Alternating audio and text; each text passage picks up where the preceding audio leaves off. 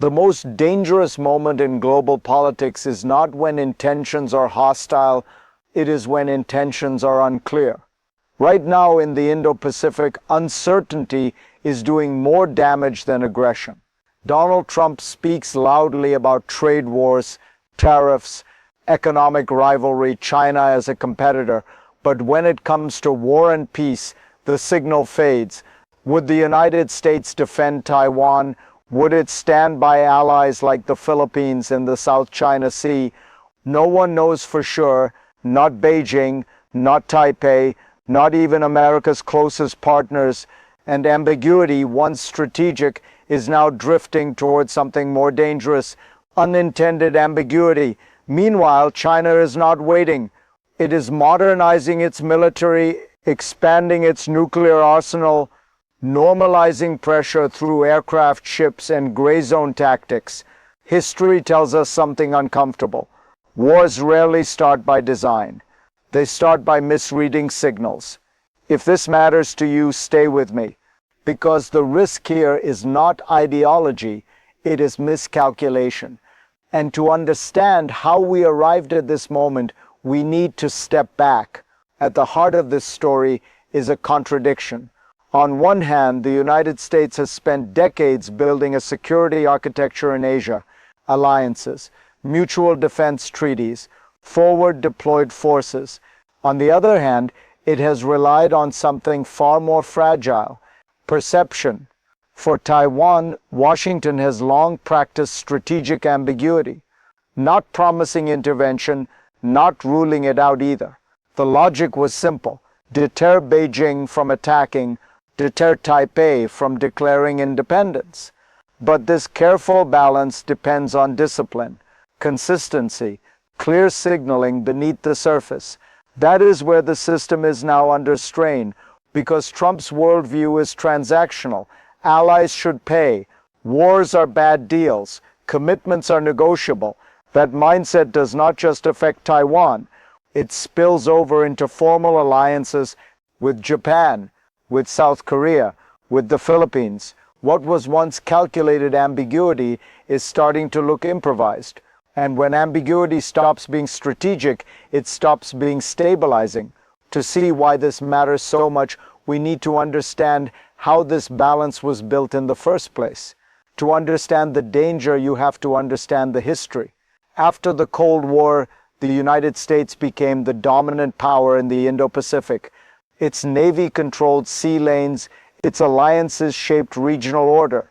Its presence deterred conflict without constant confrontation. China entered this system as a rising power, economically integrated, militarily constrained, politically patient. For decades, Beijing avoided direct clashes. It focused on growth, on technology, on quietly narrowing the gap. But power shifts change incentives. As China's economy expanded, so did its ambitions. Territorial claims hardened, military spending accelerated. The People's Liberation Army began preparing not just to defend China's coast, but to deny U.S. access to nearby seas. This is where history becomes cyclical. A rising power seeks space. A dominant power seeks stability. Xi Jinping made this explicit. Taiwan is a red line. Maritime claims are non-negotiable. Yet Xi also warned against the Thucydides trap. Conflict is not inevitable, but misjudgment is always possible, and misjudgment thrives in moments like this. The first warning sign has already arrived, quietly, methodically, without a single shot fired. Since President Lai Ching-te took office, Beijing has intensified pressure on Taiwan, not symbolically, operationally. Last year alone, 3 major PLA military drills rehearsed scenarios that matter: port quarantines, airspace saturation, maritime encirclement. These are not exercises for show, they are rehearsals for control. At the same time, China's gray zone tactics have accelerated. Actions calibrated to intimidate, but not provoke open war. According to our CDA, more PLA aircraft were detected around Taiwan in the first 8 days of 2025 than in all of January 2024. That is not coincidence. It is signaling. And here is the danger. These moves test responses, not just from Taipei, but from Washington.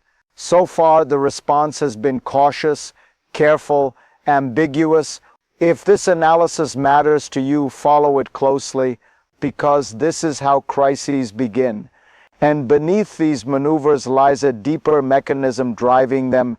What we are witnessing is not chaos, it is a system at work. Beijing's strategy is built on asymmetry, not sudden invasion, but constant presence, ships that do not leave, aircraft that never fully withdraw, pressure that becomes routine. This is the logic of gray zone warfare. Stay below the threshold of war, but above the threshold of tolerance. The PLA does not need to defeat Taiwan or the Philippines outright. It only needs to outlast them. Over time, the imbalance becomes decisive. China's forces are larger, more modern, closer to home. Each incremental move narrows choices for the other side. Respond forcefully and risk escalation. Do nothing and accept erosion. For the United States, this creates a trap. Intervening early looks disproportionate. Intervening late looks reckless. And here is the critical point. This strategy only works if Washington hesitates, if its commitments appear conditional. Ambiguity, once a tool, becomes the fuel. And when fuel accumulates, it only takes one spark to ignite the next crisis. The second flashpoint is unfolding further south. In the South China Sea, the pattern is sharper, more confrontational, more visible. China is no longer testing boundaries quietly, it is enforcing them. This year began with a statement of intent. The Chinese Coast Guard's largest vessel entered the Philippines' exclusive economic zone. Not by accident, not briefly. Manila protested, Beijing ignored it. These encounters are no longer symbolic. They involve ramming, water cannons, dangerous maneuvers at sea. The Philippines is a formal U.S. treaty ally. In theory, that should clarify deterrence. In practice, it does not, because Trump's rhetoric toward allies is transactional. Protection has a price. Commitment sounds conditional. For Beijing, this changes the calculus. Gray zone pressure becomes safer, more rewarding. Push a little further. Wait for hesitation. Normalize the new line. Each incident alone seems manageable.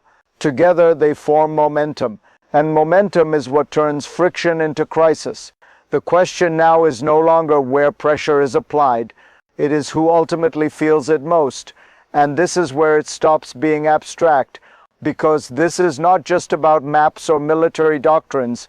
It is about you. If you live in Taiwan, ambiguity feels like waiting for a storm without a forecast. Every drill chips away at confidence. Every unanswered signal raises doubt. If you are in the Philippines, gray zone pressure is not theory. It is fishermen pushed out of their own waters, Coast Guard crews facing intimidation alone.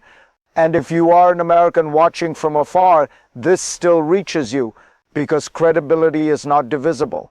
When allies begin to wonder whether guarantees are real, they adjust, they hedge, they comply. That is how trust erodes, quietly, irreversibly. You may not see tanks rolling, but you feel the weight of uncertainty. If this resonates, don't look away. Understanding this moment matters, because when people lose faith in protection, they stop resisting pressure, and that shift does not stay local. It travels outward. The consequences do not stop at the shoreline. What happens in Taiwan and the South China Sea ripples outward, across alliances, across markets, across global power balances. If U.S. credibility weakens in Asia, others take note. Not just Japan or South Korea, but every state that relies on security guarantees. And China understands this leverage well. It is already the largest trading partner for much of the region. It dominates critical supply chains, from semiconductors to rare earths to emerging technologies. Security uncertainty changes economic behavior. Governments hedge, Corporations adapt, silence replaces resistance. Over time, influence follows gravity. If Washington's role recedes, Beijing's hegemony does not need to be declared. It simply becomes accepted. This is how regional orders change, not through conquest alone, but through accumulation. Each ambiguous signal, each delayed response, each unanswered provocation. Together, they reshape expectations. And once expectations shift, reversing them becomes extraordinarily difficult. The real question now is not whether the future will change. It is how far it can still be shaped. What comes next is not predetermined. It depends on perception, timing, choices made under pressure. There are three plausible futures. The first is restraint. Washington clarifies its commitments, not with threats, but with consistency. Alliances are reinforced, signals align with capabilities. Beijing continues gray zone pressure, but stops short. Deterrence holds, tension remains, war is avoided. The second is drift. Ambiguity persists, statements conflict with actions, allies hedge quietly, China expands presence incrementally. No single crisis triggers intervention, but control shifts over time. The region changes without a headline moment. The third is rupture. A blockade misread as preparation, a collision at sea, a drill that goes too far. Decision makers act on worst assumptions. Escalation outruns diplomacy. What was meant as pressure becomes war. None of these paths require intention, only miscalculation. This is the paradox of power transitions. The system does not fail loudly, it fails subtly. History shows that clarity prevents conflict more reliably than bravado, and uncertainty, unmanaged, compounds risk. Which future emerges will hinge on whether ambiguity is reduced or allowed to harden. And that brings us to the final question. The lesson here is not ideological, it is structural. Power is not just about ships or missiles, it is about belief. When commitments are clear, restraint is easier. When intentions are legible, caution prevails. But when signals blur, every actor prepares for the worst. That is the danger of unintended ambiguity. It invites testing. It rewards pressure. It turns caution into opportunity. A war between China and the United States would be catastrophic for the region, for the global economy, for a world already stretched thin. And as Xi Jinping himself acknowledged, the Thucydides trap is not destiny. Conflict is a choice, or more often, a failure to choose clarity.